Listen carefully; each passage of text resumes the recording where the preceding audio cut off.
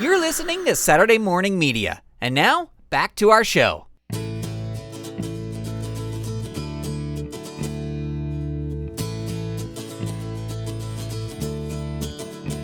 Here we go.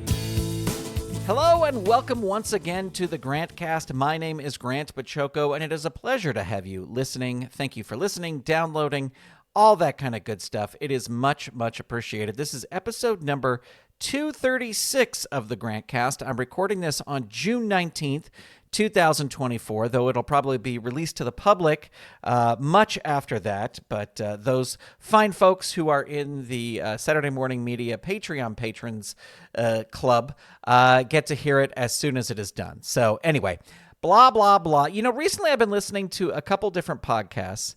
I was listening to the Evil Genius Chronicles of my friend Dave Slusher, and I was listening to Uncharted Territory, which is about sort of wrestling games, and I'll put links to both of those in the show notes, and they both recently did episodes about comic books, and I thought, you know what I'm going to do? I'm going to talk about comic books on my podcast, and sort of the history of me and comic books, because, friends, I love comic books. I really, really do love comic books. I was trying to think back of my first memory of getting an actual comic book, and I think it would have to be, as a kid, we would drive from the San Francisco Bay Area up to Klamath Falls, Oregon, to visit my grandparents and my mom's side of the family.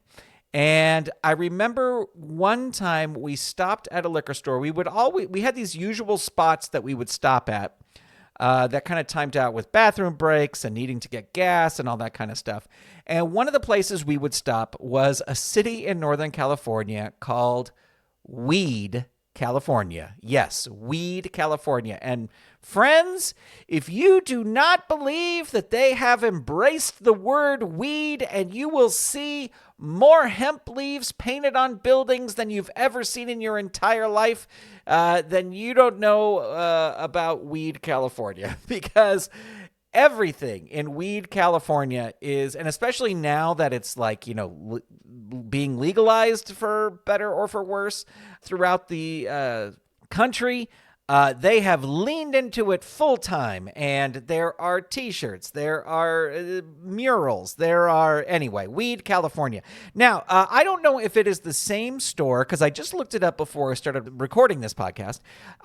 There is a convenience store called the Mountain Market in Weed, California, and I'm 99% sure that is the same liquor store we would stop at just to get road snacks. We always got corn nuts and beef jerky. And I remember one time I was in there, they had a rack of comic books, and I kind of was spinning around the rack of comic books, looking at the comic books, and I asked my dad if I could have one, and he said yes. And out of all the comic books that I picked up a copy of ElfQuest. Now, I tried to look and see if I could figure out exactly what episode or what issue of ElfQuest it was. Maybe it was 14, but it might also, and I'm just going off of like the memory of the cover, maybe it was number 5. I don't know. But that is the first comic book that I can remember going to or being in a store, seeing a comic book, picking it up, and reading it. And I don't have strong memories. I'm sorry, if my friend Kristen is listening, I apologize, because I know Kristen is a huge ElfQuest fan. If I don't have any strong memories of that comic book, I remember that I read it a couple times, and I also remember that it was a little above my head, and it was a little like it was hard for me to follow the story. Like it was written for people much older than me. And I thought the drawings were very good, and there's sort of like what is that, pulp fantasy look to it, like, the women warriors are kind of scantily clad, and so maybe, I was about 11. I looked it up, and this series started in 1985, so in 85 I was 11. I was becoming a teenager, and so maybe it was the scantily clad elves in the book that attracted me. But I don't know. Anyway, but I remember that that's one of the first comic books I had. But after that, I didn't really have a lot of comic books, and there's really nobody in my family who was like, "Oh, here's all my old comic books. Check them out." It's very possible that people in my family could have been big comic book fans, but just none of them ever really talked about it, and so it wasn't something where it was like, there's a history of comics in my family, at least that I know. The other thing I remember, and this might even be actually before ElfQuest, is that we used to get our haircuts at the Millbrae Barber Shop in Millbrae, California. And when we would go in there, the same guy would cut my hair and cut my dad's hair. So while my dad was getting his haircut, they had these couches in the back of the barbershop, like that made like an L shape along the back of the barbershop. And then they had one of the biggest coffee tables I've ever seen in my entire life. This coffee table must have been like 8 foot across, 8 foot in diameter, whatever. It was giant. It was literally giant.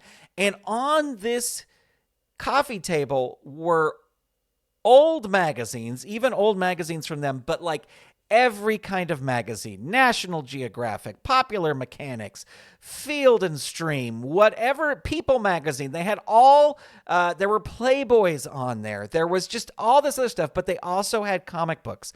And I remember that they had kind of this little back room with shelves that had even more magazines and more comics. And I would always look through the comics. And the one I have a really vivid memory of reading was Thor. And I don't know anything that was happening in the issue. I just remember sitting there going, wow, some of these words are really hard, because especially back in those days, or when these comic books were written, Thor was written very Shakespearean. And again, it was just a little bit too much above my head for me to grasp.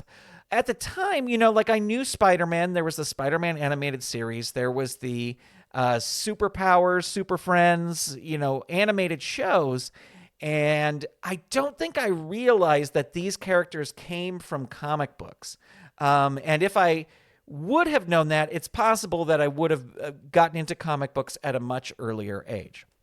But I do remember when I became really interested in comic books, and that it was in high school. And I would probably say it was probably it was my sophomore year of high school. No, because I had to be able to drive. So it must have been my junior year of high school. And I was on the wrestling team. And if you were on the wrestling team, the wrestling season was a winter sport. But the high school was divided up into the fall semester and the spring semester. The winter sports kind of were bridged across fall to spring. And so if you wanted to be on the wrestling team, you had to take a fall sport, which most of the people on the wrestling team took football. And then winter, towards the half of the semester, you would be in wrestling. Half of the spring semester, you would be in wrestling. And then when that season's over, you had to take a spring sport.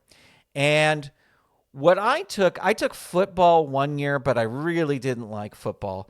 I know I took cross country and then track and field. And I think I've talked about on the podcast before cross country, where I would they would give us a map of where to go, and we would all start running, and then we would just run to our cars and get in our cars and then drive, a couple blocks from the check-in point, go out, run up, and then drive back.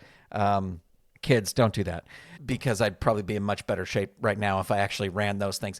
But anyway, after sports would end, then I would have to wait till 5:00 for theater, because I was in the theater shows. So there was about an hour, because I think sports would end, because your sports would start at like 2:30 and then start at 2 and then end at 3:30. And so by the time you were out, it was 4:00. And then it was really like, well, I could go home, but by the time I got home, I would have to turn right around and come back for my theater rehearsal. So I think I'm just going to go to the 7-Eleven. And we had a 7-Eleven that was kind of near the campus, but you did have to drive to it. and I would drive to it. I would get one of those 7-Eleven prepackaged sandwiches. I can't even believe that I would do it, but that's what I would get. And then one day I was in the 7-Eleven, and I still distinctly remember the smell of the 7-Eleven with the coffee and just like kind of that convenience store smell. And I saw a rack of comics, and I was like, I'm just going to pick up a comic. Why not? I haven't read comics. I'm going to pick up a comic. Now, I don't remember what was the first comic I pick up. I have a very vivid memory of picking up an issue of Marvel Comics Presents at that 7-Eleven. I don't know if that was the first one, but what happened was this became my ritual, is that every single day I would finish up wrestling practice or track practice or whatever it is. I would get changed. I would drive to the 7-Eleven. I would get a sandwich.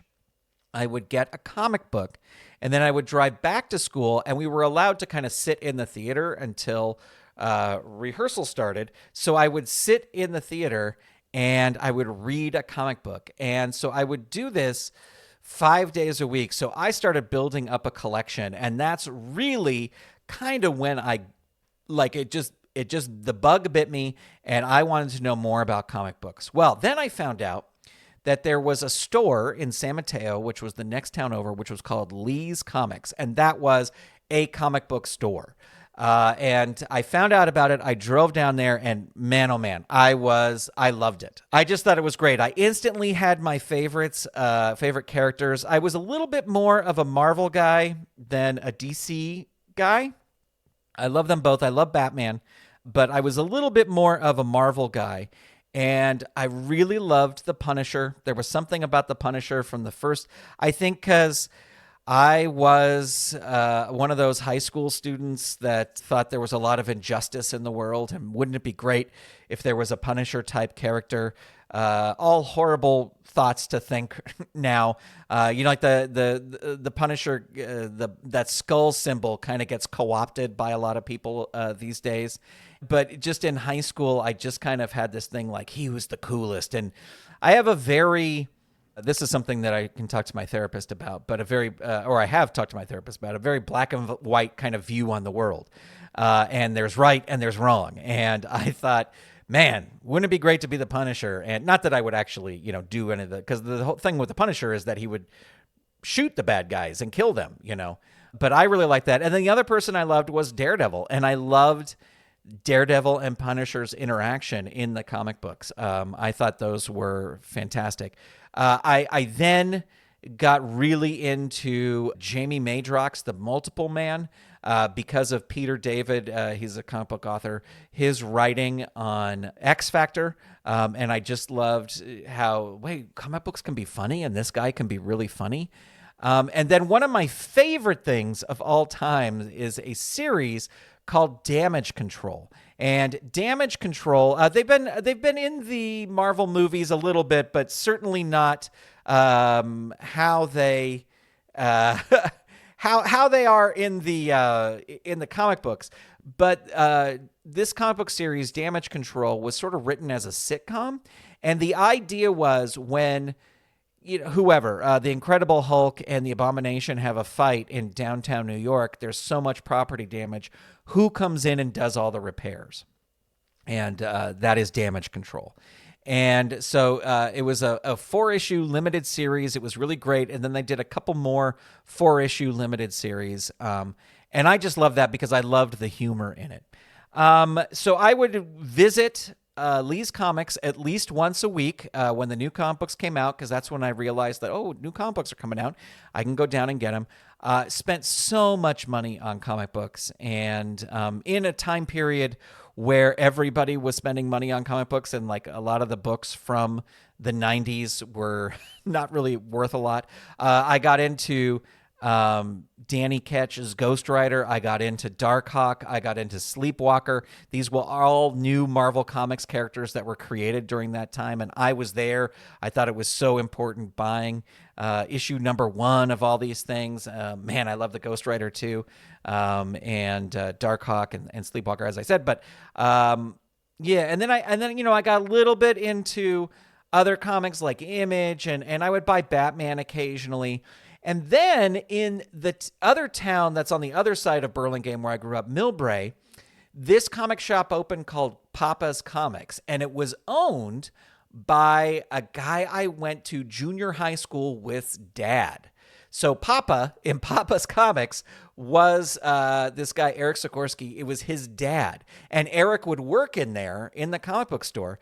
And it was a shorter distance to get to Papa's Comics than it was to Lee's Comics. So towards the end of my high school career, that kind of became, Papa's Comics became the place to go to get comics. And on the wall of Papa's Comics was Amazing Spider-Man number 129. And Amazing Spider-Man number 129 was the first appearance of the Punisher. And every time I would go in there, every week when I would go in there to pick up comics and to check out comics and to look through the back issues of comics, I would just look up on the wall and I would look at that Amazing Spider-Man 129. And the price back then was, I think, $180 because it was the first appearance of the Punisher. And it was literally one of those things where I would just look at it and I would just be like, I want that. I want that so bad. I want to have a number one first appearance of somebody. And I love the Punisher. And I really, really, really want to have Amazing Spider-Man 129. And I would just look at it and look at it and look at it. And then I just decided I was working for my dad, and I was just going to start saving up my money, and I was going to get that. And then I found out that Papa's Comics was going to be having a sale. And they were going to be having a sale, and wall comics were like 20% off or something like that. And so I talked to Papa. I forget. I wish I knew his name. He was such a nice guy. And I just said, I really want to get that. I have enough money saved up for the sale. Is there any way you can hold it for me? And I will be here first thing when your sale starts to pick it up. Can you hold it for me? And he was like, well, he was kind of giving me a bad time. He was like, well, if somebody comes in and they want it, I got to give it to them, But I was able to get there, and I was able to get it. And it really was the prize of my collection. It was not a pristine mint copy. It wasn't graded. And it was graded by him. And when I got it and I was flipping through it, there's a couple pages where when they were printing it, the ink kind of ran. So there's like one or two pages where there's these big black splotches of ink. You can tell that it's the ink that's printed the comic book. It's not like somebody spilled something on it later. But it's just sort of a little misprint. So I think that's why it was selling for so cheaply. I looked up before I started recording this podcast. If you have like a super mint condition issue of that, it's like $7,000. Like that's like top of the line, perfectly mint. So I think I might be able to get a couple $100 for this. But it's certainly not top of the line, a perfect copy of this, but it was the prize of my collection. And then in college, there was at Cal State Long Beach, there was a place called Amazing Comics and Cards, and I would buy so much stuff there. It was in college that I kind of got into DC comics, and so I read a lot of Batman, and that's when Nightfall happened, and he broke his back, and all this other stuff, and so I was heavy into Batman during that time. After college and moving down to Burbank, there was a place called House of Secrets, and I had a weekly pickup there, and I would go down and pick. And eventually got to where I had 16 long boxes of comic books. And those are, if you ever see in a comic book store, those big, long, white boxes, I had 16 of those. And one day, I just kind of said, I'm done with this. I don't want to do this anymore. I want to keep all my Daredevil comics. I want to keep, of course, Amazing Spider-Man 129. And at the time, I was trying to collect all appearances of Jamie Madrox's The Multiple Man. So I want to keep those. But all this other stuff, all these other things, I'm going to get rid of. And so I found a place called Collectibles for Causes or something like that, and I donated them. And I got a tax write-off for donating them. I found out a couple years later that they were not a legitimate charitable organization. Luckily, nothing sort of happened because of that. But anyway, but they were all donated, and who knows what those jackanapes did with them. But then I got to a certain point where I was like, you know what? I think I got to get rid of all these, because I just go through these things where I'm just going to pare down everything, and I have too much stuff. And yeah, I could sell these individually, but I'm not really going to sell these individually. So I got rid of all my comics. I donated those to the Goodwill. So I know that they went to an actual charitable thing. But I still kept Amazing Spider-Man 129, and I have it till this day. It's framed. And it's still just it means a lot to me, because it was really kind of the first thing where I really saved up my own money, a large amount of money. It's something I really, really wanted. Nobody helped me out with it. And so not only does that mean a lot because it is the Punisher #1, it also means a lot because I worked so hard for it. So yeah, that's the only comic book I have. I will say that one time we did a Puppet Up show, and we went out to dinner after the Puppet Up show. And Drew Massey, who's one of the puppeteers, said, some of my friends are coming along with me. And a friend of his and his wife. And we sat and we talked to them.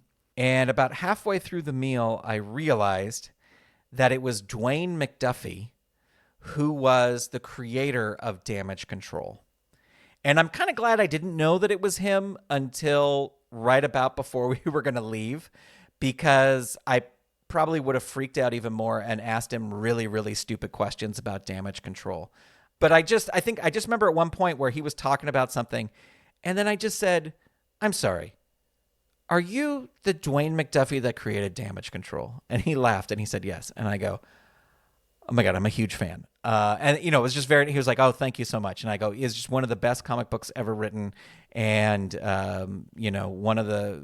and actually that when I got rid of a bunch of comics, I did keep the Damage Control comic books just because I love them so much. And he was very nice about it. Unfortunately, he passed away actually not too long after that. So I was grateful to have that interaction with him. Just such a fun way of after a Puppet Up show, just to realize who this was. And Mystery Science Theater had some comic books come out, and it was very cool because M. Waverly, the character I played, was in the comic books. And so that was like this very cool thing to have a character that you portrayed on a TV show show up in a comic book. And I bought copies of those, but I gave them to my dad. My dad has them because my dad thought that was very, very cool. I still do read comics digitally. I got that Marvel Unlimited, so I can, you pay a yearly subscription, you can read comics digitally. I love the feel of a comic book. I love getting a comic book and paging through a comic book. I just don't have the space for comic books. So that's my story with comic books. Well, thank you so much for listening to this episode of the Grantcast. I appreciate you tuning in. Thanks for sticking with me. This is a longer episode than usual, but we're telling the story, and that's what it is. Let me know what you thought. Get in touch. Thank you so much for listening, and I will talk to you soon. This episode of the Grantcast was edited by the fantastic Stephen Staver, and it was made possible by the Saturday Morning Media Patreon patrons, who are also fantastic because they have gone to patreon.com/Saturday Morning Media and set up a pledge for as little as $1 a month. Patrons at the behind-the-scenes level and above get access to a video recording of this episode, and a big shout-out to all of our patrons, and especially a special shout-out to our patron producers, Eve Cunning, Kathy Crawford, Tony Urbano, Brandy, David Akers, Paul, Scott Armstrong, Vicky Sebring, Ricky Chavez, and Karina. Made it through that one. If you'd like to become a patron and receive episodes of the Grantcast before they are released, visit patreon.com/Saturday Morning Media and set up your monthly pledge today. And thank you for your support. This episode of the Grantcast is copyright 2024 Saturday Morning Media, Grant Baciocco, executive producer, all rights reserved. www.saturdaymorningmedia.com. You've been listening to Saturday Morning Media. Stay tuned. We'll be right back.